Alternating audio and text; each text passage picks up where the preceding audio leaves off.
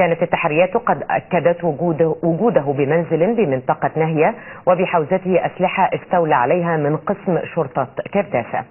هذا وقد تمكنت الأجهزة الأمنية من ضبط السيارة التي استخدمت في التمثيل بجثة نائب مأمور قسم شرطة كرداسة. للمتابعة ينضم إلينا مرة أخرى موفدنا محمد علوي.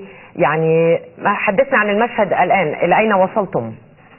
شغالين اهو يا باشا على الهواء، شوف على القناه الثانيه وقول لي رايك. شوف النشره كده وقول لي رايك. علوي، نحن الآن على الهواء مباشرة.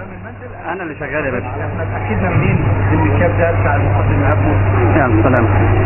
الكاب ده بتاع تمام يا فندم. تمام. عايز اسال حضرتك طول الوقت اللي فات باي صوره في سيطره، ناس بتقول ان انتوا بتنكم الليل وبتيجوا الصبح.